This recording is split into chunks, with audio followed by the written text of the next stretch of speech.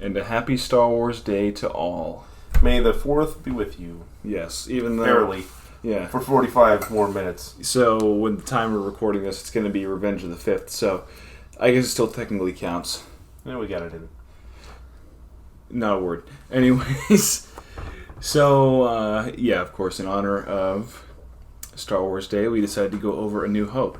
See, this one's kind of tricky, because you say anything negative about it whatsoever, one, you're wrong, and two, a bunch of nerds are going to come to your house and blow it up. So, like, what I'll say for my first impression, this movie still, like to this day, you know, I've seen it 100 times, Dad's seen it 100 times. It just grips you from the beginning, and just it's one of those things where we talk about like the band Queen. Like, what makes the band Queen so good is that everyone is so good at what they do. In this movie, everyone's at the top of their game. You know what I mean? The actors are the best at acting. John Williams is the best at making the music, all the cinematography, the way that this story, like everything, everyone was at the top of their game for this movie, and I think that's what really pulls it together. What's amazing is that the main characters were all a bunch of relative nobodies. Yeah, and George Lucas had only done one other big movie before that. Granted, he had help and other directors and whatnot, other assistants. But as far as pulling off something, lightning in a bottle, they definitely pulled that off. I don't see any other movie in my history of watching movies that captured the hearts and minds of the world like this movie. In my opinion, probably the most influential movie of all time. Yeah, it's just crazy to think how that's what started a generation, you know what I mean? Like, every new sci-fi movie, every action movie, every comedy that would parody it to a certain extent, everyone to a certain extent was trying to be like Star Wars, or trying to do something that Star Wars did. Well, it took everything to the next level. I mean, it's the Michael Jordan of sci-fi movies. It just leaps and bounds. I guess what would today's the Kobe Bryant? No, what's the kid's name from Warriors? I don't follow basketball. Who follows basketball? I don't know. The one that chews on his mouth guard all the time. Who gives a crap? Steph Curry. Oh, Steph Curry of, I guess, whatever. But Michael Jordan changed the game of basketball. Star Wars changed the way movies are made. It changed the way people watch movies. We can get onto that in another topic. So, first impressions. I can't really give you a first impression because this has been around as long as I've had any memory. Maybe just substitute it for like the general feel of the movie. Yeah, that's what I was going to do. So, but the first time I watched this movie, I watched it in a theater that no longer exists. It's now been revamped into a craft store that then closed down. But the original trilogy is so wrapped up into my history of going to the movies with my dad, going to visit my uncle. There's a lot of sentiment in those three movies, and especially this first one. I remember the opening scene and then falling asleep in the aisle at Coddingtown Cinemas and waking up when it was over. That was it. But I grew up watching it on a dubbed videotape on VHS my whole life. I played with the action figures. We role played. We did all kinds of... Half of our games and playing and messing around growing up in my neighborhood were Star Wars based. But what I can give you is how it makes me feel to put the movie on every time. It brings me back to being a kid. It brings me back to the magic and excitement of watching the movie for the first time every time.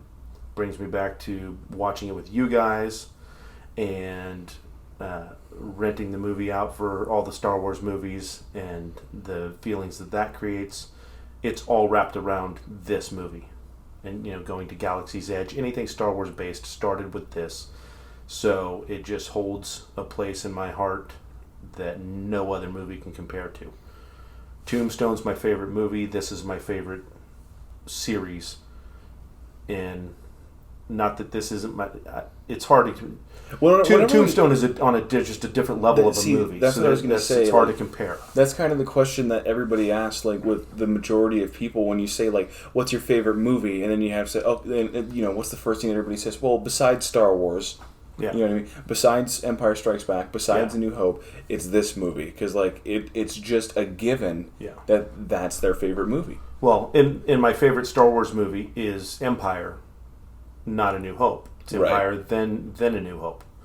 But there's just such magic in this movie. It's unbelievable. Well, that's the thing for me that just no matter what you think of the movie, no matter what happens, it's always going to be the one that started it all. Yeah. I think the reason I like Tombstone better as a movie is as far as being my favorite movie is because there's a certain relatability to it that's attainable. It's here on Earth. It was only a few years back, in relative terms. It wasn't that long ago. Right. It wasn't in a galaxy far, far away. So this is so far-fetched, we have to wait for the future to catch up to be able to really wrap our minds around being able to have this be part of our lives where Tombstone doesn't. So anyway, not to go off on that tangent. Right. But those are my impressions. Yeah. For me, it's just so the thing is, you have to bring it up right off the bat, and especially with most older, hardworking dads and short attention span kids. As great as this movie is, you have to be careful, or it will put you to sleep. It'll lull you to sleep a little bit because it's the good kind. It's the kind that I really miss in movies, but it's slow paced. It doesn't drag itself out, but it places everything perfectly, and it takes a while to build up to it. It takes time to build an appropriate story. It does appropriate character development. It makes you care about the characters before they get into peril. Right. But if you're watching this movie, especially kind of a later hour of the night like we were, you'll probably fall asleep. Yeah. It's a very relaxing movie. That's the kind of thing about it. Yeah. And I remember just for reference, when we were watching the movie, when I wanted to look at the timestamp when they finally all get in the Millennium Falcon, when they're on their way to go rescue Princess Leia. So like as soon as they escape from Tatooine, right? And you start getting into somewhat of the action of the movie. You get into like the meat of it. You're an hour into the movie. You're an hour before they even get to the Death Star. You're 55 minutes in, and but the thing is, it's because of build-up like that. You've got the scene where he's looking off into the two suns and the music plays. You've got Blue Milk. You've got I'm going to Takashi Station to pick up some power converters. Yeah. All the quotes, all the magic, all the pop culture references. The whole move along are in the build-up. These aren't the droids you're looking for. All these famous scenes, all these famous creatures, all these things. It all occurs in the slow build-up of the first hour of the movie. Well, again, so many movies now you don't care about the principal characters. Compare this to the new ones. How long did it take to get into the action of Force Awakens? Right, I haven't seen it in a while, but what was the pace of that one? They blow up a town. It's immediate because you've got the whole town blowing up. But that is. I guess that's fair. It's on par with the hallway. The Tantive 5 scene where the stormtroopers come in and blast all the everybody, and then Vader comes in. It's no different than them coming in and then Kylo coming in and get the plans. Yeah, that's fair. But you introduce all the other characters. There's only the only introduction to Rey is her sliding down a hill and pilfering some parts and eating food. You're gonna go off. Sorry, a rabbit hole. Yeah, but my point is maybe I should take. I think you're a little close to this. Yeah. Sorry. My point is that if it had been paced the same without having to jump straight into the action and hold the attention span of short attention span audiences, the newer movies would have held up a little better. That's all I'm saying. We would have cared about the characters a lot more instead of, you know, their character development being punctuated by action scenes, unnecessary action scenes. That's the great thing about this movie. You can have slow build up, you can have a bunch of build up, and all of this this sequence that leads to this great climax of the movie as it pays off. And and this movie has the best payoff there is. You blow up the Death Star. Like, name a more climactic moment in the movie than using the Force and blowing up the Death Star and with a 1 in a million shot and, defeating the Empire. But in that hour, you immediately, not immediately, you figure out what the laser guns do, and that there's restraining bolts for droids. You understand how trade works in all these planets. You understand how their flight works, all their travel. You understand the economics and the politics, and you understand how an entire universe works, and that there's laser swords. And it sets the stage of what they can do and what they can't do. Well, that was another thing that I wanted to bring up as I was watching this movie. Something you don't really see until you kind of look at it critically a little bit is there's no dead space in this movie, kind of like white space in a painting or a drawing. Yeah. There's none of that's in every piece plays a part. Yeah. And there's so many scenes that could have been. That could have just felt like they're just dragging it on and they're trying to fill for time. But with the way that it works, either the music's playing or, like you said, they're showing you restraining bolts, or you're looking at speeders, or you're learning about the Sand People, or you're learning about the Force, or you're going over history. Like if you look at just the first hour of A New Hope, and if I were to sit someone down and just tell them to watch it normally, but I pause it after the first hour, so right after they escape Tatooine, right? I would ask them, what do you know so far? Yeah. Oh, we know Darth Vader, we know the rebellions, we know stormtroopers, we know the plans, Princess Leia. They can go on and on. You don't learn much else after that. No, the rest it's just action. The rest of it's just the Death Star. Yeah. And you learn about the rebellion a little bit, the way that it looks, but with the whole Death Star, it's all action until they escape with with snippy dialogue in between. Yeah. But so that's where I'm saying, lightning in a bottle, because you have relatively unknown. The only two big names in that movie were Alec Guinness and Peter Cushing. Well, that was another thing I wanted to bring But they were up. also British actors. They weren't as well known. It wasn't John Wayne. It wasn't, Robert Redford or something. All these bigger names of that era that they could have used. It was two European actors that people were familiar with.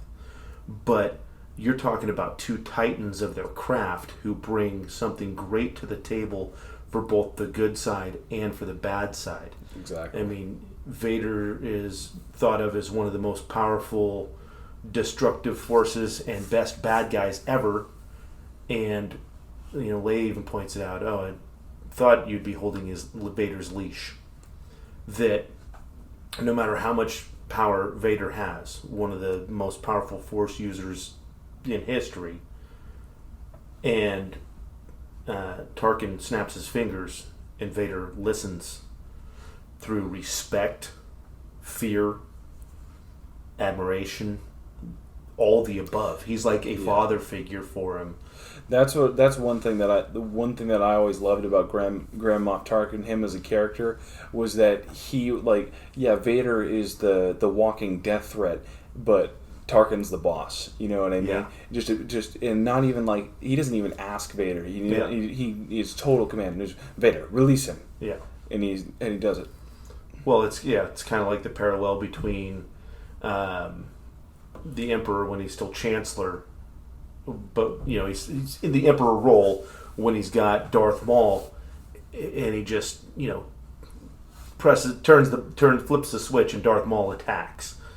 Darth Maul is a very powerful force to be reckoned with, but the Emperor just snaps his fingers in it, and it happens. He makes it happen. Right. But then, so Alec Guinness on the other side, just in your first meeting with him, where he comes in and rescues Luke after the Tusken Raiders attack him. And I pointed it out to you when we were watching the movie where Luke's talking about him, talking about, oh, I thought he meant old Obi-Wan, blah, blah, blah. And the subtle shift in his face, you can tell that he's reminiscing and he's thinking about everything that happened in the Clone Wars. And this is, for me, I watched this movie for 20-ish years, somewhere, whatever it was, before I even had a Clone Wars to reference. There were rumors and speculations about some lava volcano fight that Obi-Wan and Vader had gotten into, but no one really even knows where it came from originally, what the backstory came from. It was just rumor and speculation and fan, theory, kind of, the origins of fan theory. But we knew that growing up, like around the Empire phase, we kind of had that information had gotten out pre-internet. Anyway, that look on his face, and then just the little bit of dialogue about the Force and what it is. It's one line, right? Right. And then his little bit about the training. The training, he just says a couple words to him about, feel it, reach out, feel it, flowing through you, all that. And then he blocks the shots when he's on the Falcon training. Just the subtlety and all the things that Alec Guinness does brings such power to each scene that he's in. So the gravity of those two characters is amazing. But then Lucas, I don't know if it was deliberate. I mean, the guy studied his craft very well. He went, through school and he brought elements from the movies that he liked into it. But I don't know if he deliberately kept it all vague. But the vagueness is what created the fan universe that goes far beyond what the movie even offers and captures the spirit and imagination of everybody who's ever watched these movies and takes it to the next level. That's why you get the most passionate fans upset when they throw something in like midi-chlorians in, and they have to walk that back in every other movie, because it's like, wait a minute, we grew up thinking this was, this just the powerful thing that flows through everything, that connects everything together, not little microscopic organisms. You're kind of wrecking it for us, because it was magical, it was mystical in its origins. So don't over-explain it. Yeah, you don't want to make something like that so quantifiable. You know what I mean? You don't want to stack a number onto it, because as soon as you stack a number onto something, it loses its soul, or it loses its life. So the original spiritual side to everything about the Force, again, I don't know if it was deliberately vague or just throw in what we need because I can't come up with anything else. But people filled in the blanks for the last 46 years. For how long has it been? 40, yeah. So between 77 to now. What are we at? 77 to, I thought you meant like 77 to the prequels, but 44 years. Yeah. Wow. That's how long people have been filling in the blanks that the movie offers. That's why the slow pace is great. That's why the voids are there and not over explaining everything. And that's why I know why I love it. Well, that was another thing that I wanted to bring up, was just all the acting in the movie was just phenomenal. Mm-hmm. There was absolutely no dead weight in the cast, and everybody, you could tell they knew how to flesh out their characters. And with movies like this that are so like out there, like think about it in the terms of there is no Star Wars yet, and you're making a Star Wars movie. Like if they were just to sit you down, tell you nothing, you start watching, and you're like, what is going on? And you're trying to, and all these actors who are hearing about this and having to go through this, I can only imagine what it was like. But I love the idea that they took it completely seriously, and they fleshed out all their characters, and they gave them all life. And so, guess what? Now everybody loves C-3PO. Everybody loves R2. Everybody loves Luke, Leia, Han. Everybody has for a movie that everybody thought was a joke. Yeah.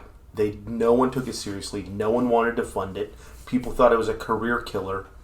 Alec Guinness is like, fine, I'll do it, and gave it everything. but didn't think anything was going to happen of it. Didn't even think it'd make it to the theater, so that it wouldn't ruin his career, even if it tried. That's how little anybody took it seriously, because it was unlike any other movie that had been made. It was a big risk. Yeah. It was a risk, and it massively paid off. Well, to your point about all the actors all delivering, is that it really lends to the no small parts, just small actors. You can watch a movie, and if there's a part where a subpar actor comes in and delivers a line so really poorly. Oh, kind of like The Mandalorian. Yeah, I was just going to say the two guys in The Mandalorian. In the only other comparable part of Star Wars to the original trilogy, it's bringing back the magic of the original trilogy, is The Mandalorian. That's the only thing fans will follow as religiously as the OT. And there's what was it, episode 4? Episode 4, because episode 3 he escapes. Yeah. So episode 4. You get the two guys. What was the other? I saw. You meet Cara Dune, and then he gets contracted by these two guys that show up, and we've seen him in. I can't remember what movie we saw the other day. Saw him in a movie where they were. He was a good actor. He's a talented actor. Oh no, I saw him in Brooklyn Nine-Nine, I think. Whatever it was. Anyway, we saw him, and he was a talented actor, and really did his part well. But in The Mandalorian, it just seems almost like they're reading off cue cards behind the cameraman's head.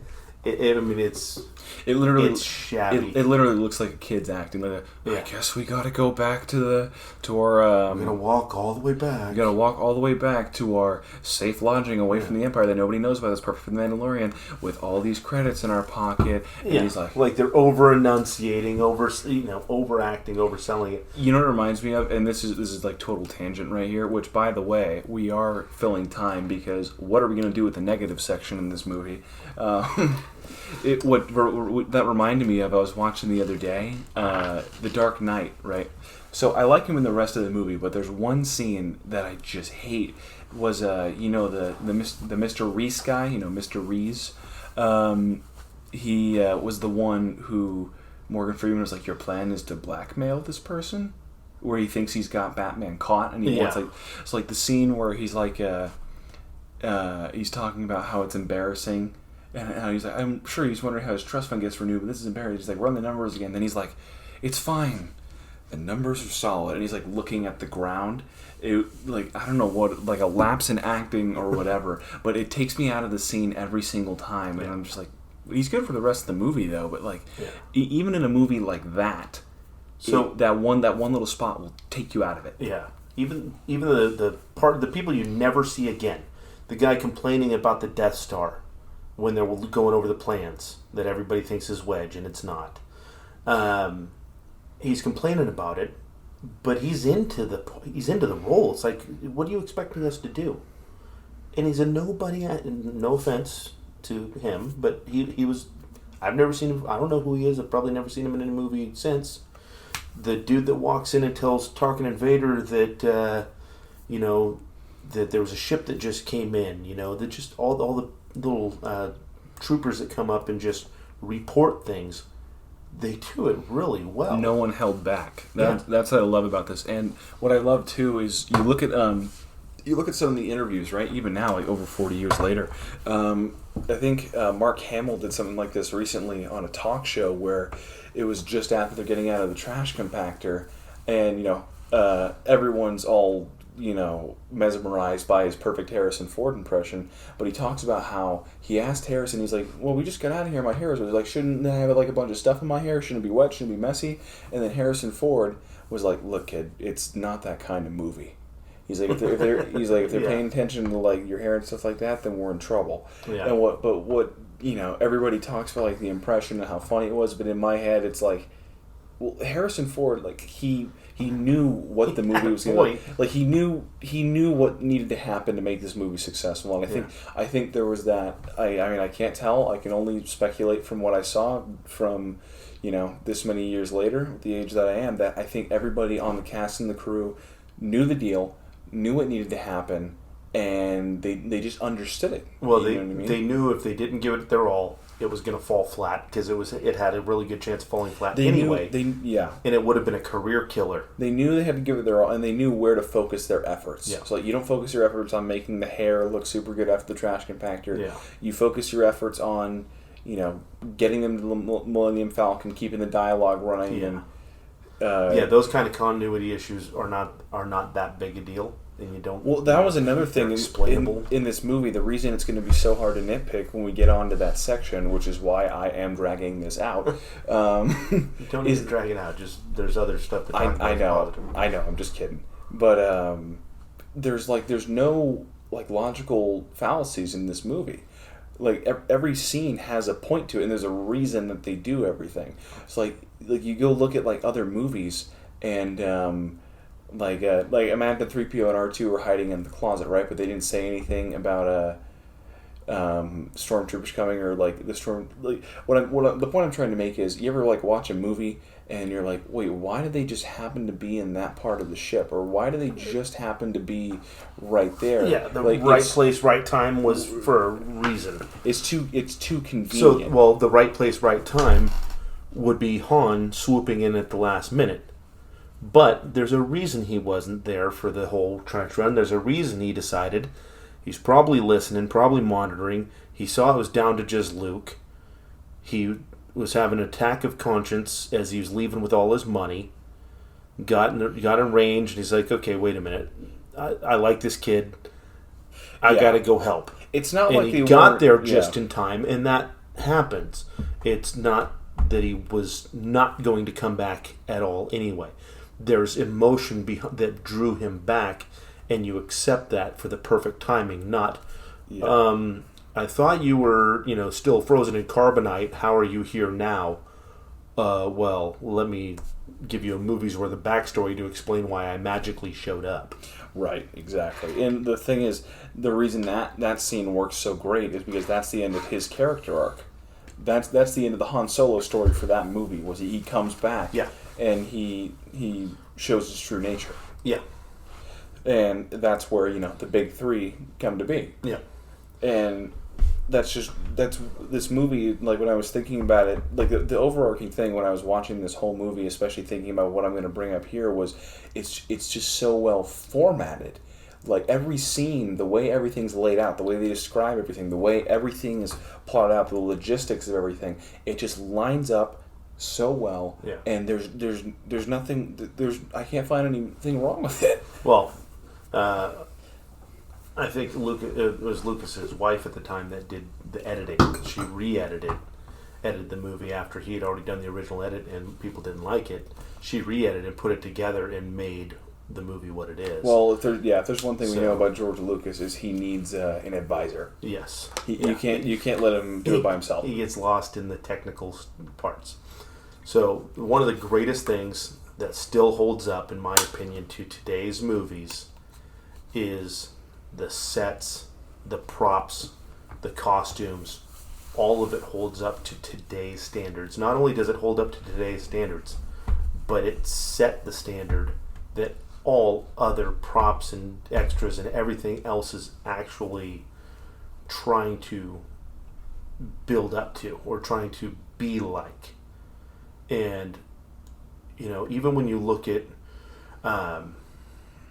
Pacific Rim, which I think is a great movie as far as costume design, their functionality of the costumes, that their armor that they're wearing inside the Jaegers, is not far off of what the original Stormtrooper costumes were created worked the whole 9 yards.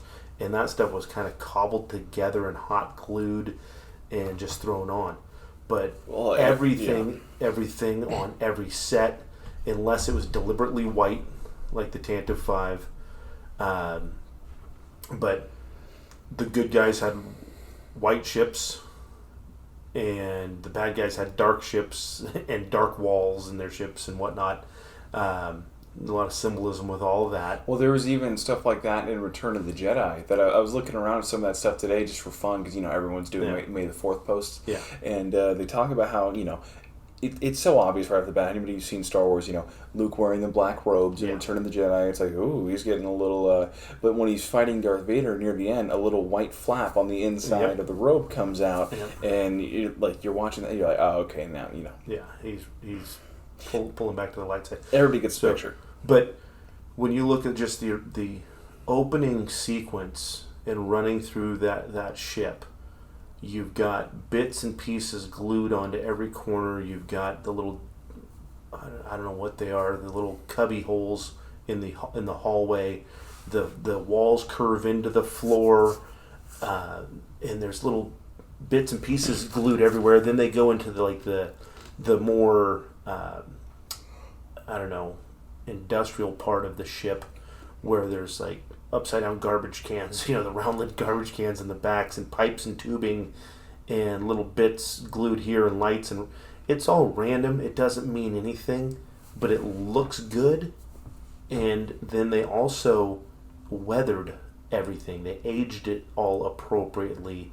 So when you look at it, it still holds up to, we just watched it in 4K on an 8K TV.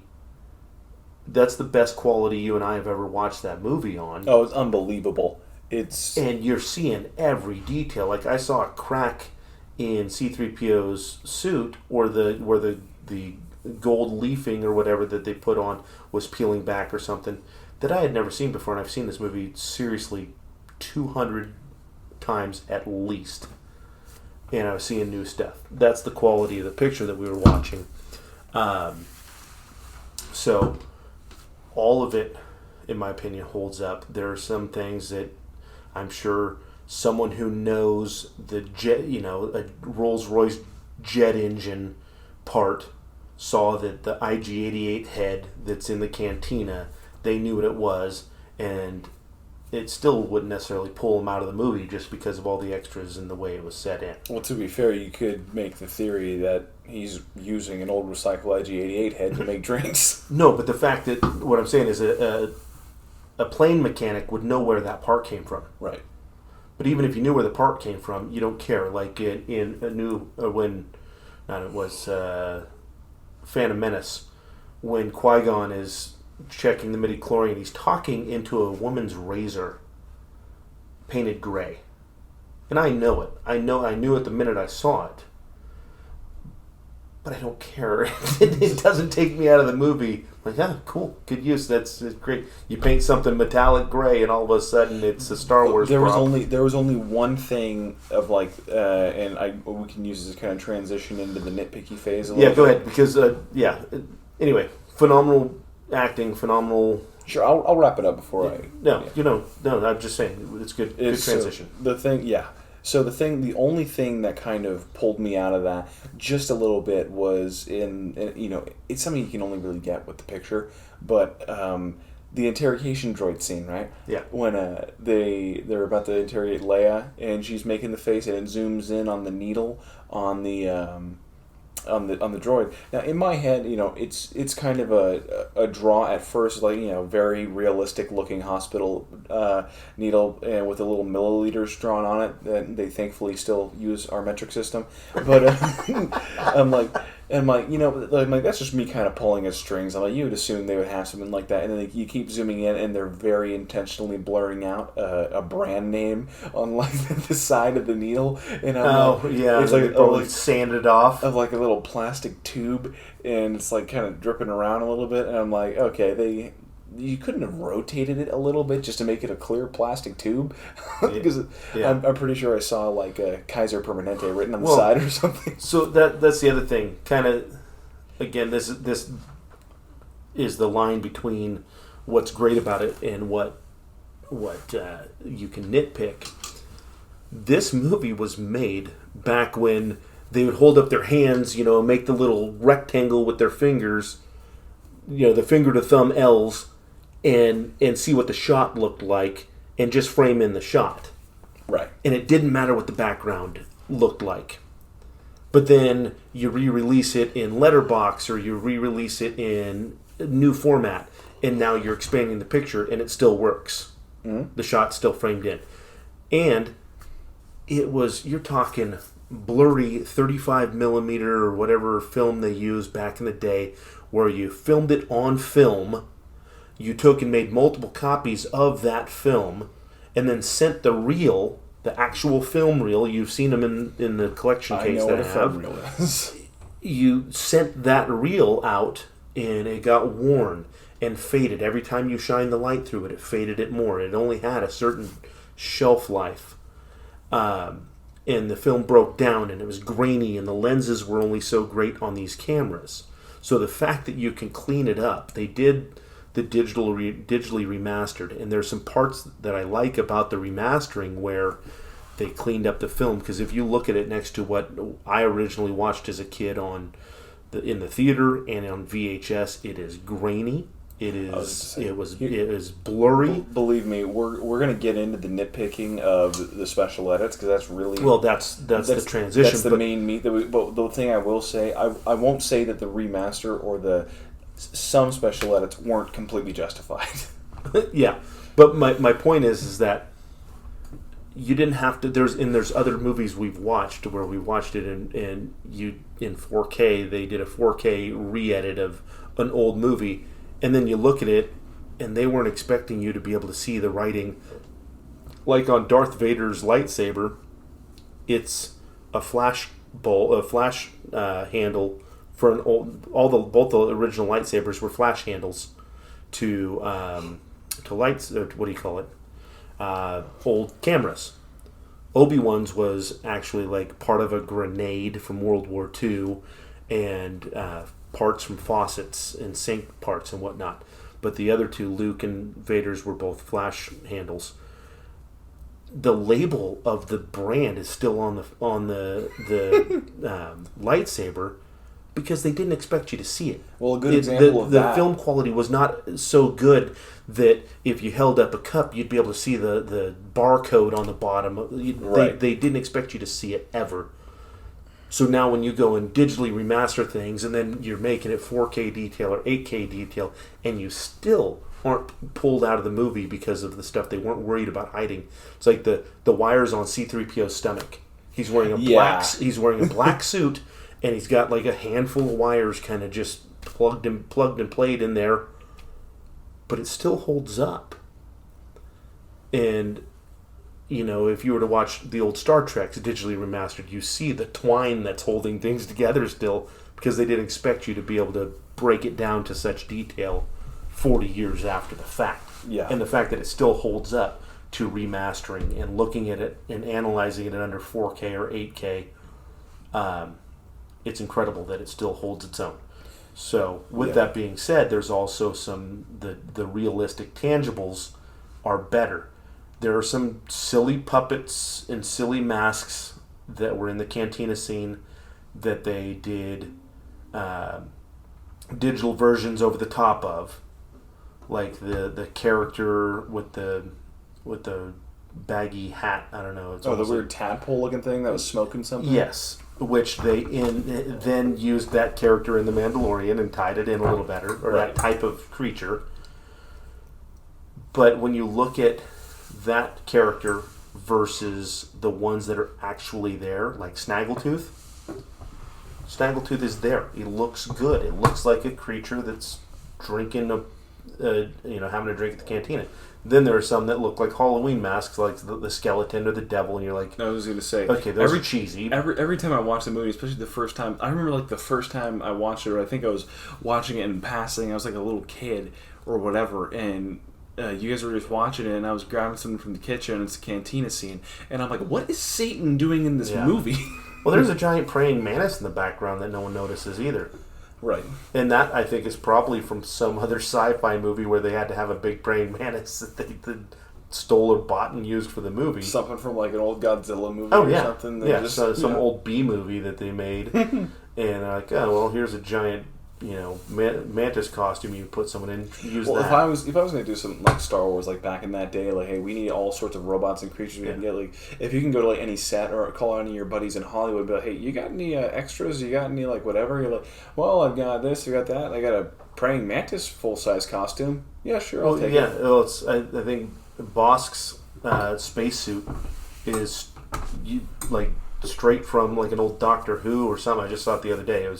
It was some old black and white space movie or a movie where they were going into space, and the costume is exactly what Bosk is wearing.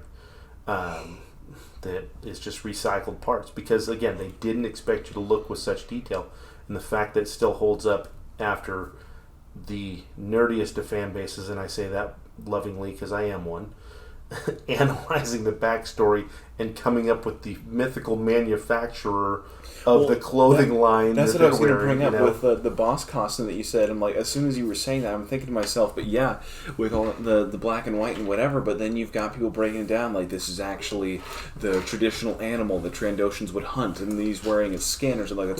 That's why it's this color. Yeah. And you break that down so much, and you write the story around that, but people love it.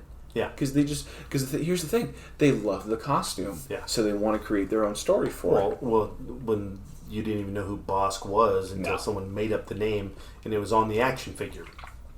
So some kid with a lisp trying to call him Boss, like it's Bosk. What? Bosk? Okay, we'll call him Bosk. Yeah.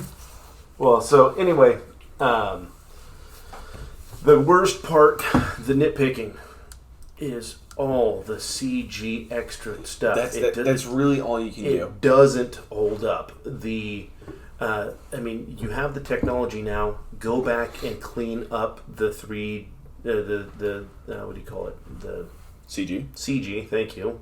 Go back and clean up the CG stuff that you cleaned up 20 years ago or added. So the stormtroopers riding on the dewbacks is garbage. Well, because the bodies don't move right. They don't articulate like a normal human body. And you can see the difference of the actual one that was there as a real prop, and then you can see the digital ones moving, and the digital ones are garbage. Well, my thing is, it's like, one, and the overarching thing for me was, even when they're not taking up the entire screen, which they were sometimes, whenever you see them, the way they move and the way that they're animated and the way that they do it, it rips your eyes away from what's really going on. So like even there's like a scene they're holding up the washer and say, "Hey, look, sir, droids," and your eye can't help but look at the awkwardly moving stormtrooper on the lizard in the background. Exactly. And here's the other thing that really bugged me about it. For the special edits, like, can those things never shut up? Like, he needed to know, like, you need you to know, hey, the special edit's here. So, like, even when that frickin' droid is flying by, you hear the little as it's making its flyby, and I'm like, and it's just, and you hear those little lizard creatures. I forgot exactly what they're called. They won't stop their roaring and their moaning. Yeah. And then there's that one scene that I hate with all my being, where the giant the one, Ronto or the Brontosaurus or whatever, the giant walks and blocks the screen. Walks and blocks the entire screen, and that's like the transition. Well, and they got a droid moving, metal pipes. It's like, great, you're really building out the town. Now, having Mos Eisley look bigger than it did in the original shot looks good. They added more buildings. They added more scenery. They make it look like an actual metropolitan is out backwoods as it is. Kind of what Mos Eisley was supposed to be. Yeah, made it look like a big town that he didn't have the budget or the money or the ability to make it look like when he originally did it, or a matte painting to make it look bigger. But that stuff is good. Subtle, less is more. Just like the original movie. Well, I will Don't try and add so much. My favorite special edit, by far, is when they added the sound effect for the stormtrooper who hits his head on the door in the Death Star. Well, no, you can actually... I thought you could hear it originally. You can barely hear it, but they made it stand out. Yeah, they added in the sound effect because might as well lean into it. Well, and I love the fact that he has to then stand guard. You stay here. Well, yeah. Well, the other part of it, the thing about that is, from like the movie Fanboys, the problem with nitpicking this movie with not being the special edits is that the flaws in this movie are still its strengths. Yes. Because it gives it its life. Well, like you said, the little meme or the quote or whatever about it, your favorite lightsaber battle is between two old men who are barely moving. Yeah, two old geezers gently poking a stick. Yeah. And that's what it was. But the other thing is... But I like that better than the jumping and the flipping and the spinning around and the twirling. Sometimes... The kicking. It's like, hey, listen, a sword fight would only take so long. You're only going to be so risky with it when you know someone else is swinging a lightsaber at you. So you're not going to do all this nonsense. Yeah, my philosophy is when having no mistakes helps you get immersed into a movie, but having a few mistakes and or letting people peek behind the curtain lets them connect with it. So like the thing I kind of compare it to is that scene in is it Fellowship of the Ring or the one where Viggo breaks his toe and everyone talks about? Oh yeah, Two Towers. It was Two Towers. Yeah, it's in Two Towers. So it's a big internet thing. It's a big joke. It's a big meme. Where that scene where Viggo Mortensen kicks the helmet. If anybody is showing their friends that movie for the first time, it is required by law that every single person watching that movie leans over and immediately says, "Did you know that Viggo Mortensen actually broke his toe in that scene? Yeah. That's why he screams out like that." Yeah. But here's the thing: that's what helps you kind of connect with the movie because you love watching behind the scenes stuff. Everybody loves knowing what actually happened in that scene. So like that's what I mean with the stormtrooper scene where he hits his head. It's that same little moment. They could have framed him out of it so you didn't even see it happen. Right. They could have shot it. It didn't require any, faced actors, doing it. They could have redone the entire shot. They could have just reshot but it. They left it. But with that is Mark Hamill screaming, "Carrie!" You rewound it, and when he gets off the X-wing after the TIE fighter or after they blow up the Death Star, he gets out of his ship and runs down and screams "Carrie" after she calls him Luke. And it sounds kind of like, "Hey," you can't really tell unless you slow it down and listen to it and you know what he's saying. But they left it in there. It's a kind of little gem, a little nugget that doesn't really ruin the movie or pull you out of the movie. It's just a fun little thing. Not at all. And the thing for me with that scene is it's the same, the Carrie one or the bonk in his head thing. It's the same to me as the breaking his toe in Two Towers, where it calls you back to, I know what actually happened during that scene. It was just a mistake because you can't see in the helmet. Yeah. So he bonked his head on there, and it helps you kind of fall in love with that side of Star Wars. Some grip or gaffer, whoever is supposed to be sliding the door up behind the screen or out on the other side of the wall. There's someone pulling a rope attached to a pulley that's raising that door. It's not really a motorized door. It is a piece of plywood being shifted up by someone holding a rope, and I'm sure it's not light. And he didn't pull it up high enough for the tallest guy acting as a stormtrooper to make it through without clipping his head, because he was one of the first ones through. Well, it's just funny. I think in that scene, and this is just my pure speculation here, since they had to break in through the door, I imagine they told him to open it, but don't open it all the way. Kind of like that scene when they swing across the chasm, how it opens bit by bit by bit. But that's just my theory. But hang on, we have to bring this up. You're talking about special edits. You're talking about anything. This is what I'm. You and I both know what we're talking about. You want to say the phrase on 3? 1, 2, 3. Han Solo first. I was gonna say Han Solo shot first, but Han shot first. So this is the problem with going back and messing with perfection. Yeah, that's my thing. Why would you even do it? Well, because it's it was to reshape your outlook on Han Solo, because Han Solo originally was this bad guy scoundrel, and he had a change of heart at the end and came back and saved Luke. And they didn't think that was enough of a redemption, and this good guy, this bad guy turned good guy, could be that bad, so they wanted to clean up and justify him shooting Greedo. And I have a hard time not saying Guido because your mom has said it so many times. Oh, Greedo, actually, in the first or the original edition, you don't see Han Solo shooting. You don't see Greedo shooting. All you see is an explosion on the table, and you see Greedo fall. Because guess what? Laser shots were expensive. So guess what? We're cutting it and we're putting an explosion there. Yeah. Well, and he did it from under the table. Well, that's another thing you can tell with Luke when he ignites the lightsaber. Like more than once, whenever they ignite the lightsaber, you can see the little clip in the frame where it's just so funny. Yeah, where you know that someone ran into the scene and plugged in the lightsaber part. But on the original, on the first lightsabers for the first movie, they had the handle actually had a wire attached to it, that ran the motor, or it was battery powered or whatever it was, but it ran a motor, and the little reflective material inside the plastic tube spun around to reflect the light, and then they colored it. So it was old school. That's why if you look at like Darth Vader's lightsaber when he's battling Obi-Wan, there's a little chip in that.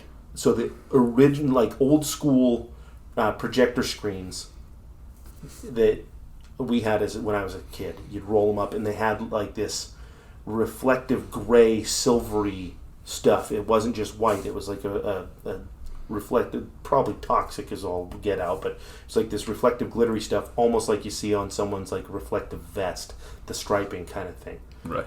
Where you turn a light on it. They use it now for like rims on cars, so it looks like Tron when you shine a light on it. Oh, yeah. But in daylight, you can't really tell. That was what they used for the original lightsabers, and it spun around to give it that flashy look, that textured look. That's why there's errors in it, or so many, missteps, or whatever you want to call it. So many little chips and flinches in the way it looks is because it's not CG'd in afterwards. But not only by redoing Greedo shooting first, you made an unnatural head movement. You tried to reinvent a character that we already knew and loved for 15, 20 years, however long it was. What was it, 99 where they did the remake? So 22 years.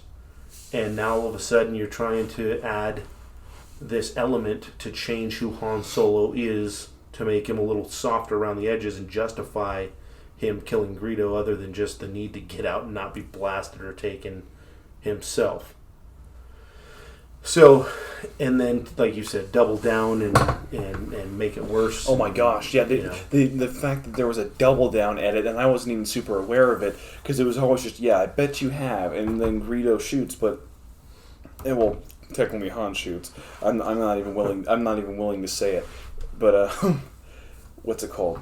But then now when we were watching it, there was like a 2-second scene where he talks for like another 2 seconds, and I'm like, what was that? Like, after all of that, you double down? Well, and it changes the pace of the entire scene. It's the subtlety of unsnapping his blaster from the holster and keeping Greedo distracted, and then I bet you have.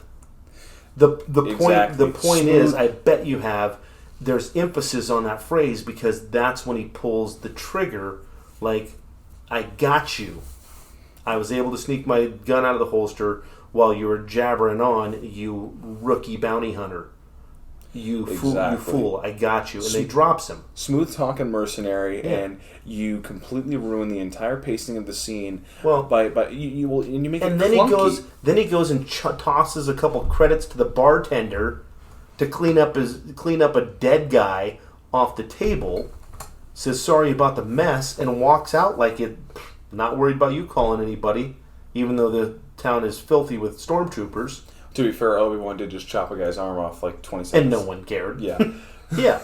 Point is, though, it wasn't a retaliatory, I'm going to save my own skin. Luckily, I was taking my gun out of the holster already, and I dodged a laser blast. Yeah, plus you saw his fingers starting to squeeze the trigger, so you moved your head and dodged something that's moving at the speed of light. That's impressive, Neo. When in reality, in the scene, he's tilting his head a little bit to line his head up with his gun to make sure he gets the shot right. But here's the thing that bugs me about it. It was an emphasis. Yeah, I'll bet you have, and he tilts his head. I'll bet you have, and then he leans into his shot a little bit. Yeah. But the thing that bugs me about it the most is look at his character for the rest of the movie. He's not willing to even think about saving Princess Leia, and he actually says the phrase "better her than me." Yeah, those are not the two same people. Yeah, that's why the only reason people can still watch it and enjoy it is because nobody accepts the special edit. Exactly. It's like it's a denial. You know what? It's take that droid, to take that droid to the station tomorrow and erase his memory. Well, it's the Tobias scene, where he's talking to Lucille in Arrested Development. Yeah. If you haven't seen it, go watch the series. Where he says, Lucille, there's a concept in psychology where something is so painful that the human mind just blocks it out. Because you are a worse doctor or worse psychiatrist than you are a son-in-law, and you'll never have an acting career because you're a terrible person. And he goes, well, if you're not going to listen, I can't explain it to you. And his mind blocks it out, which is what he was just saying. But that's what happens to all of Star Wars fandom. Their mind blocks it out, and they just go on as if it was the original. Yeah, I bet you have. What's going on? Han shot first. Yeah, okay, no. Throws the credits. Your mind goes blank for the 2-second cool. gap that they've messed it up, and then you go back to watching the movie. Straight up mental gymnastics. Then it jumps into the second worst. I mean, I'll take your little lizards running around and your droids and your little extra bits and baubles that you want to use to really dress up the scene. Whatever, I don't care. But when you change the story, it drives me nuts, especially. So Han shot first, and then it leads you into the Jabba scene? He goes back and runs into Jabba and Boba Fett and all the other cronies and another Greedo character in the same exact jumpsuit. Another Rodian that looks exactly like Greedo. Yeah, because every, Gamorrean guards had a uniform. It makes sense. They're all little pigmen that wear these fur loincloths. Whatever. It's a uniform. I get it. But a Rodian bounty hunter doesn't necessarily have a uniform. Change the outfit. It'll be okay. Well, yeah. Whatever. Point is, they just use the same dude, and put him back in a different shot because it wasn't fleshed out yet. Forget it. People know he's dead. Just call it a different Rodian, even though it's the same guy. But the scene is so awkward because originally it was filmed with a human person standing there. Is a bigger guy, and they didn't know what Jabba was going to be or what he was going to look like. So they missed their mark, but George Lucas wanted to have done it so badly, and his biggest regret was not having the money or the technology to do his original vision. And it's going back, and like we always talk about, doing something because you can, not because you should. And he went and threw that scene in because he could, not because he should. At the point that he did it, he should have just let it go. The one thing I'll say... Time has passed, the ship has sailed, yeah. Move on, leave it alone. I very distinctly remember when we were watching it was after the canteen scene, you had the arm chopping off scene, and I'm like, okay, that was, reinvigorating my old nostalgia of watching the movie when I was a kid too, and I'm liking it. And you get into the whole Han shot first, and then you have all the special edits before that, and then you have that. I remember as soon as they escaped, in my head, like the dialogue played in my head, I just went, man, that was a little rough. Like it's a little those few patches of scenes, it's a little rough because of the special edits. It changes the pacing of the movie. It changes the pace, it changes everything, and it's really condensed into like those 10 or 15 minutes where he really changes most of it, and because it's like one of the most influential parts of the movie. But so I remember I was like, man, that was almost hard to watch because of all the special edits. So going back to the good changes, they added more X-wings, in the original attack to match how many X-wing pilots there were and to make it look a little more legit. And that part's good. And then the other thing they changed, which I can appreciate, is when Han Solo's chasing the stormtroopers down the hallway screaming.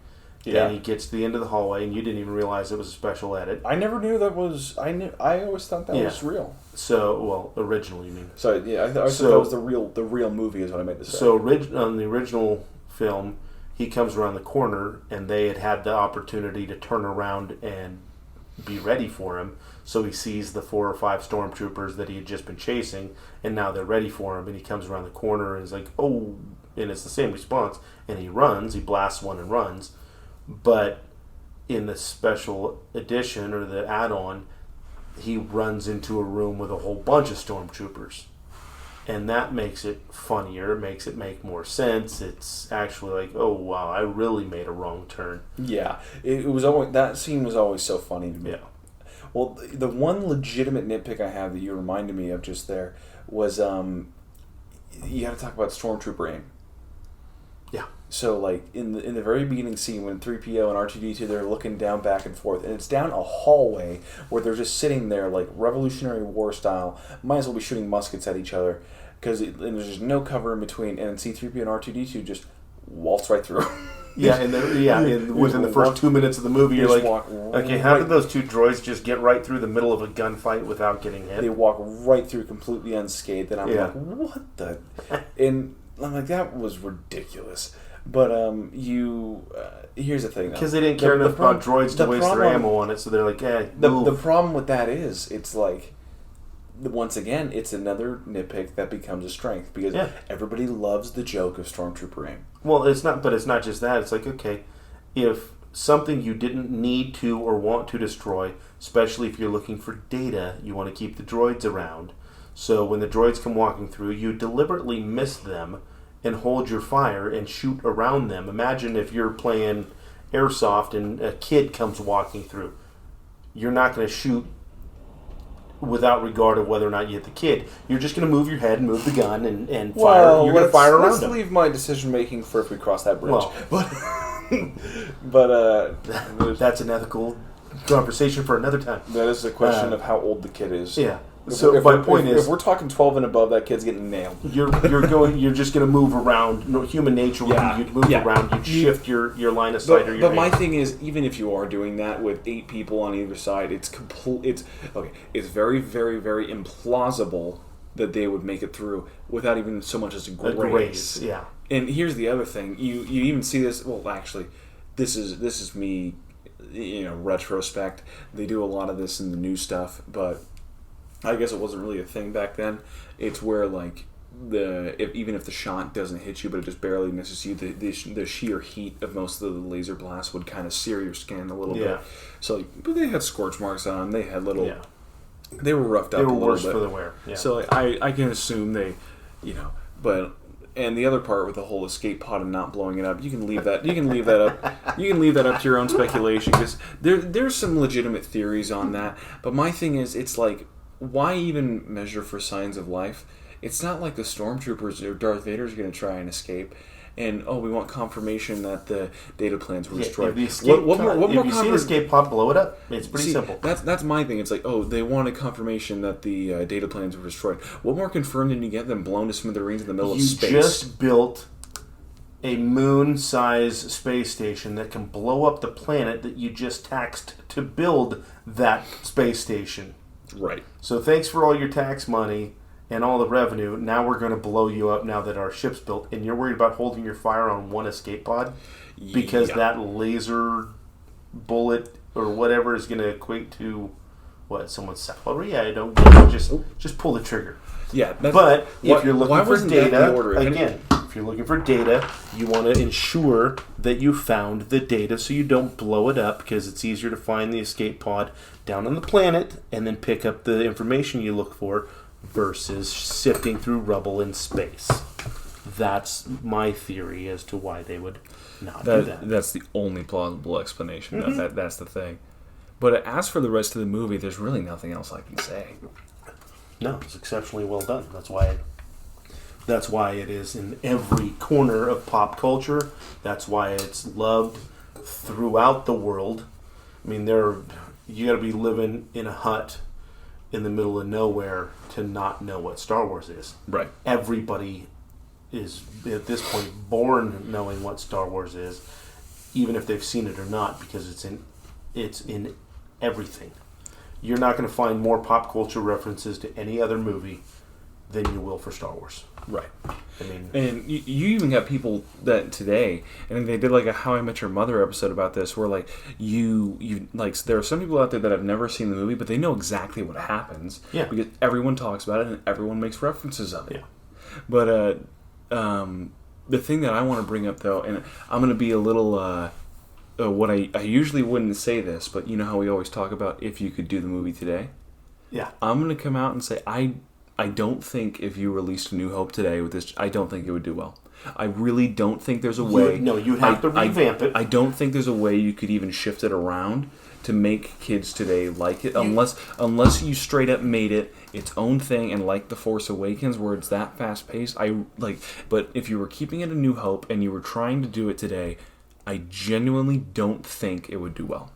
I don't think it would catch. No, it's not like when I had you guys watch Tron, the original Tron. Yeah. I had you guys watching that at a young age, so you love it. But if you take one of your friends who's never seen it, and you're like, what is this mess? They're not going to like it, no. But that is because it was the origins of digital animation being used in movies, and it's not as clean or as crisp, and there's not as much background. It's a pretty sparse-looking screen. But the pacing is right. The pacing of Tron is built for today's generation. It's not as flashy as Tron Legacy, but it has more substance. Yes. So the problem with Star Wars, with A New Hope, is it has plenty of substance. It lacks pacing. But the look of it still holds up. The pace of it is not on par with the pacing of movies. Now, you don't have an hour's worth of slow, drawn-out dialogue, character building, anything. Find me one movie in the last 20 years that has that kind of pace to it. That's an action-adventure sci-fi movie. You're not going to find it. See, the thing that I wanted to bring up too was one of the reasons I think it wouldn't hold up today. So, look, all the new sequels are bad for their own rights, right? Yeah. But the thing that makes me think that it wouldn't happen was all the people my age or around my age, or the so-called nerdy kids that call themselves that my age, that would be into this kind of thing, they hated the movies for the wrong reasons. Yeah.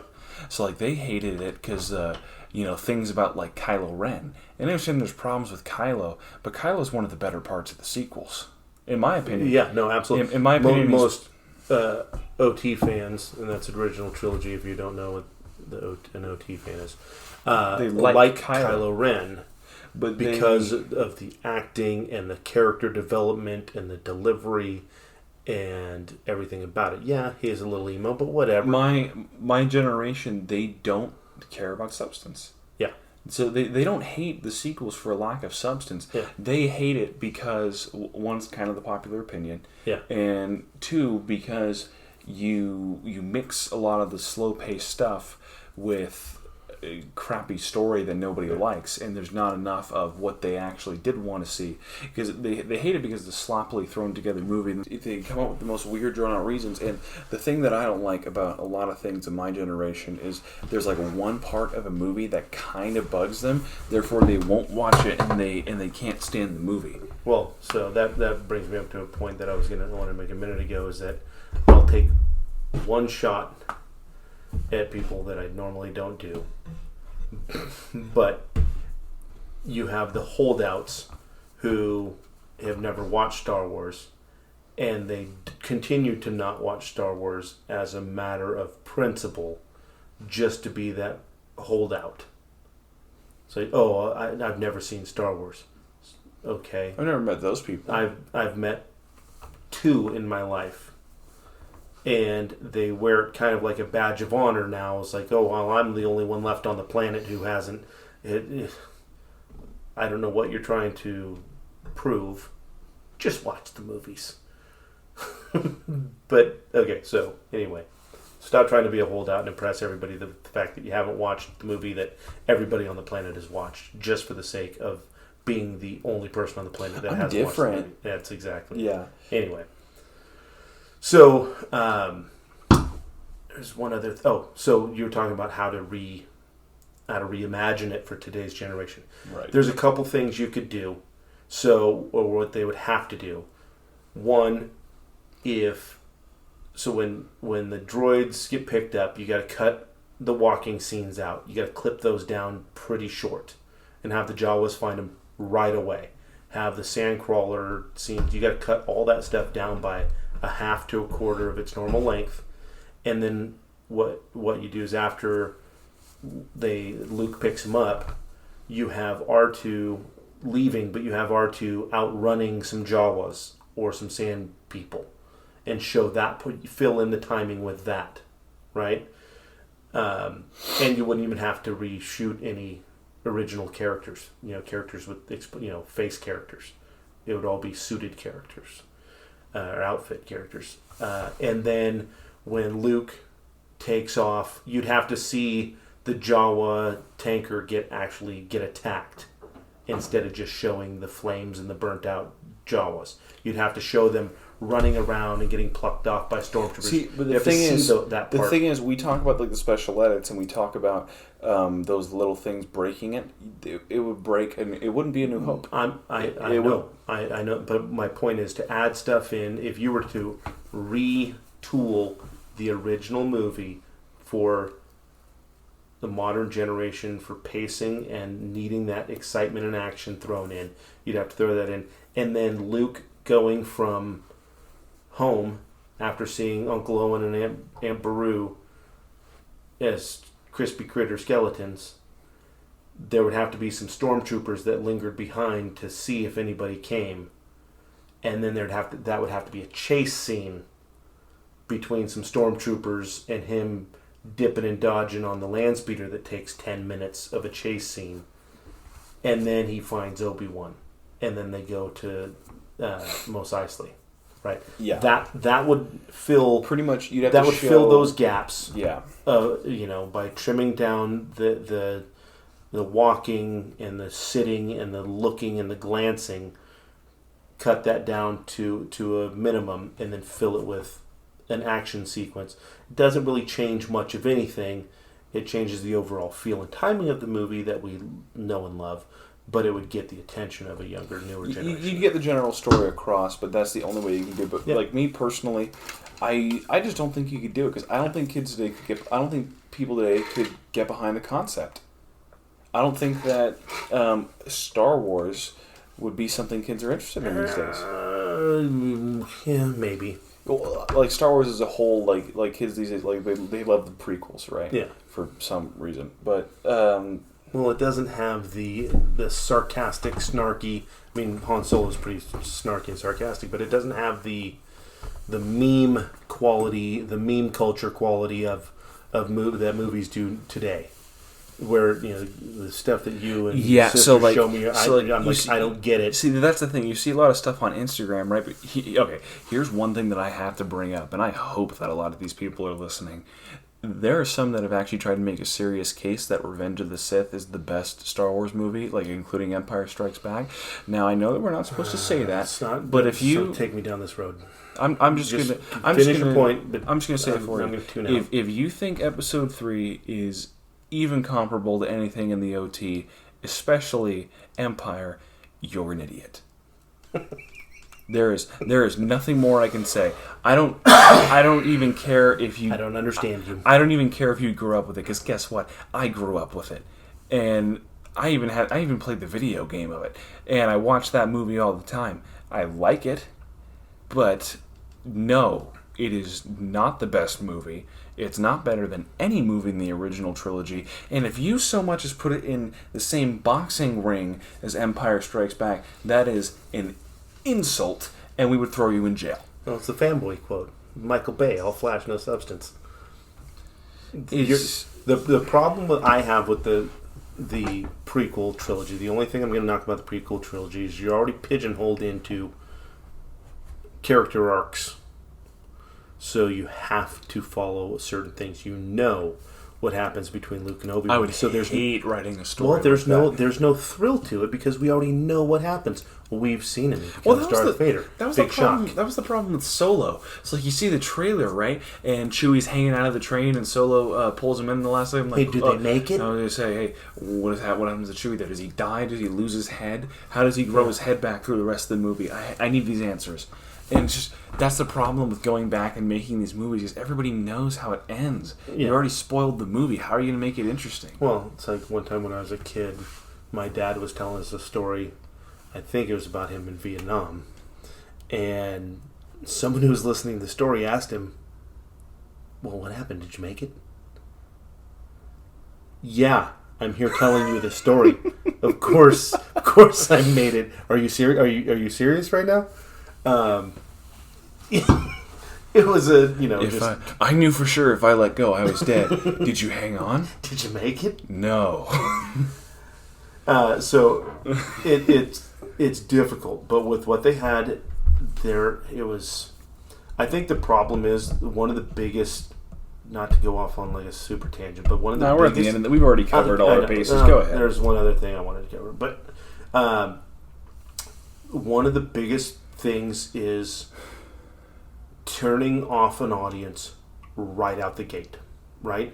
If you walk up and kick Darth Vader in the nuggets and punk him out in the very first movie, you're trying to take away credibility of Darth Vader for the rest of the movies that I've already seen, right? You're tearing down this iconic bad guy, like the quintessential Man in Black bad guy killer, and you give him. I get that he's got a whiny origin story. Luke is whiny. They both complain about everything. So whatever, that part's fine. I think where you had people tune out the minute other than Jar Jar, that really lost people right out the gate, and that was 3 minutes in, right? Mm-hmm. They were going good until they introduced him, and then they're like, okay, I'll suffer through this, but then Anakin, they test his blood, and they do talk about the midi-chlorian count, and this is why he's going to be such a strong Force user. That's where lame. I think that's where and why I tuned out and don't really. From that point on, nothing that you have to say has any credibility because now you're not even speaking in reality. None of this is grounded in, and of course, reality in a fictional movie. I get it, but the point is, you just completely undermined the last 20 to 25 years of my life and my story by adding this element, and now I've tuned out anything else that you have to say for your story. I'm done listening. And I think that might be one of the biggest reasons a lot of original trilogy fans don't like it, is that you're trying to kick the heels out from underneath everything that we've known and loved. Well, that's kind of the metaphor I was going to bring. When you're in a race and you shoot yourself in the foot, it's really, really hard to catch up. Yeah. So once you do that, no one's going to trust you anymore. Yeah. No one's going to like it. But to wrap this up... Well, I just want to... Yeah? Real quick. One last thing. This is a movie where if you... we talk about it. We always, on the back of our minds, we always want to talk about on the classic movies. We want to do it with Tombstone, but it's too hard to come up with actors of that caliber that you can put in those characters. Sorry, can't do it. Can't be done. But if you were to take actors and plug them in to do sequel movies that picked up right after Empire, which I think they should do. I think they should tie them into the Mandalorian. Empire or Jedi? Sorry, Jedi. My apologies. Yeah. But that tie into both the Mandalorian series and go and do standalone movies, because there's a ton of books and ton of storyline out there just ready to be put into movies. So you already have Alden Ehrenreich? Or Ehrenreich? Whatever. Alden Ehrenreich as Solo. You already have him as Solo. I wasn't into it at first, but then once I saw Solo, I'm like, okay, I got it. It's not Harrison Ford, but I like the way he made Han Solo his own. I could see him continuing that role. I'm totally, totally good with that. Sebastian Stan is like the hands down. It's kind of like if they were to make Wolverine in the 70s, there's no question that Clint Eastwood would have been the perfect Wolverine had they done the movie back in that time. Just hands down, there's no one else, or like maybe Nicholson or something would have been, But there's certain people that you're like, okay. One, Sebastian Stan looks a ton like young Mark Hamill. He's a great actor. He can really play that role well, I think. So then Leia, there's three actresses that I can think of that could pull it off, that kind of have a similar enough look, but they help bring something different to the table. So unfortunately skewing too young for Sebastian Stan and Alden Ehrenreich to fit that timeline, you'd have to really age her up, is Millie Bobby Brown. I thought you were going to say her. And I know a lot of people are not fans or whatever, for whatever reason, for that idea. Too much too soon, I think, is probably one of the turnoffs. It's like, yeah, you're too young, you're not ready for this kid. But she has a close enough look. She has that spunky, feisty attitude that can, that is the young Princess Leia. And I think she could, and she has the stature and everything. Let's see. About the right age would be, what's her face from Bumblebee? Haley Steinfeld? Yeah, yeah. She's got the look.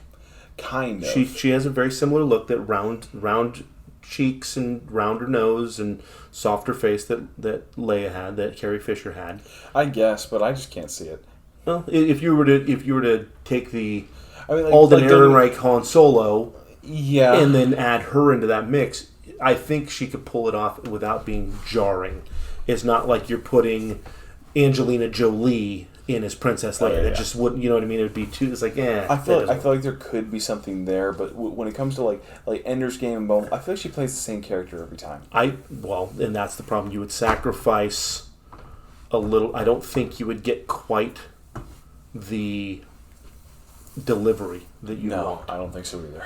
Third, a little bit older, but around the right age for Sebastian Stan, I think, would be Agents of S.H.I.E.L.D. What's her face? Peggy Carter. Oh, Haley Atwell? Yeah. She kind of got the look, right? The dark hair, Princess Leia look. No. I think I can't. You can't picture her with an English accent necessarily. She's Yeah. British and everything she's done. Absolutely. But as far as acting ability, I'm sure she's and got she's got the acting ability, but so does Anthony Hopkins. You know what I mean? But well, and I was going to say Anthony Hopkins would kind of be a cool Obi-Wan. Yeah, he's a little short. But I was thinking, but I'm like, who would you have play Obi-Wan or Tarkin? Probably be a better Yoda. But but I think he could pull off, maybe a younger Anthony Hopkins. I don't know so much anymore, but he could do a good Obi-Wan. I just don't know who you'd have as a classic. Haley Steinfeld to me is pushing it, but Haley Atwell, I'm like, no. I'm sorry. I'm trying to give options because that is a hard. You need a very strong, independent, feisty, but yet vulnerable, fragile and strong all at the same time. Kind of like the Fifth Element, right? Right. Where she's a super being meant to save the world, but yet she's vulnerable and needs love. It needs to be taken. There's a wonderful balance and element there, and that I think is. And you're talking about Princess Leia, who is the original, not original, but one of the. I mean, you're talking about 44 years ago, being a strong, independent female role that was just powerful. Right. That didn't need to be spoon-fed or forced down your throat that she's so great or so powerful. She's barking at Tarkin like it's nothing because she was a princess. She grew up, she knew him.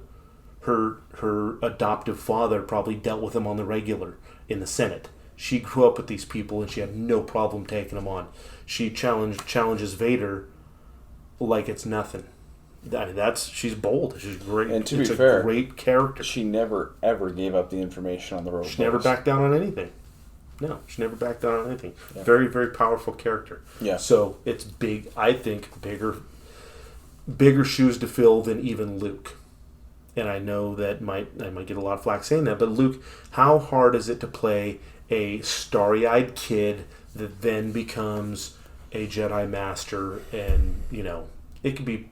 That role could be filled pretty. I would say it's a simpler role for sure. I wouldn't say it's less difficult. I think easier to fill. That's exactly what I mean. I think it's more of a simple character than I think Leia's more complicated character. More dynamic. That's what I mean. Yes. So anyway, those are my things. Yeah. So to put a nice little bow on it, this is honestly. I mean, come on, it's Star Wars. What are you gonna? Yeah. What do you? It's an entire universe that has been that people have lived in, dove into, written stories. I don't know that there's more. You got fan movies, fan fiction, fan art, comic books, stories, video games, an entire land in Disneyland dedicated to it. You're not finding a bigger, intellectual property being used on any greater level. It's beyond compare. You can't beat it, and that's why I have a hard time putting Tombstone in the same. They're a different ball carrying them on different levels as far as favorites. Yeah, but like I said, one's an entire universe. You can't distill it down to one movie that you like best versus a movie that just, like I said, is a little closer to home and being attainable. This is the movie that gives everyone nostalgia. Yeah. This is the movie that started a generation, that started a universe. This is the one that started it all. That's why it's my number 2. Empire is my number 1, hands down. But A New Hope will always stay number 2 in the ranking because it's where it all began. This movie is it's never gonna the foundation of my childhood and now everything in my life since. It's gone down in history. It's going to stay in history, Yeah. and it's going to shape a lot of childhoods that haven't even happened yet. Yeah. That's how great this movie is. For sure. And the only possible bad things you can ever say about it have become jokes and have become staples of the Star Wars culture to the point where they're a strength. And the only things that you can badmouth about it are the special edits. But hey, there's still a Laserdisc out there somewhere. Oh, You know? your aunt has one, and we're gonna borrow. I know. And now liberate it. Now may the 5th be with you. Revenge of the 5th. Revenge of the May the 5th. 4th be with you. Happy Star Wars Day.